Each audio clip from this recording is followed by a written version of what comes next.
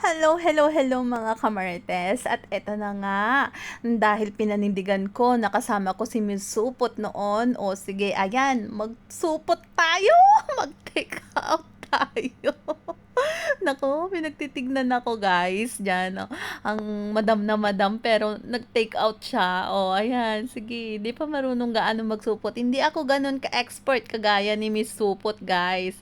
Ayan, oh, nagsupot ako ng mutton curry. Sobrang sarap po niyan dito sa Jam's Restaurant. And then, nag-ano rin ako ng pineapple. Basta yun na yun. Hindi ko alam kung anong tawag dyan, pero masarap siya. Ayan, guys. Ganyan po ang magsupot. Kunwari, expert ka. Kunwari, hindi ka tumitingin sa paligid mo. O, ayan. Dala-dala ko po yung bayong na yan, guys. Ayan, lalagyanan po talaga yan ng aking mga supot na binigay ni Miss Supot para pag-take outan namin. Since busy si Miss Supot, ako na lang muna ang papalit sa kanya. Ang doktora niya muna. Ayan, yan talaga. Na ano talaga yun. Dinala ko talaga yun para pag-take outan.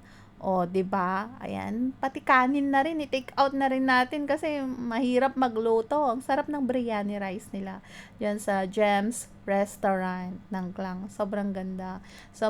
Ang lamig din ng paligid ng function hall nila. Free na 'yan, yung function hall kapag nagpa-book kayo ng birthday party diyan.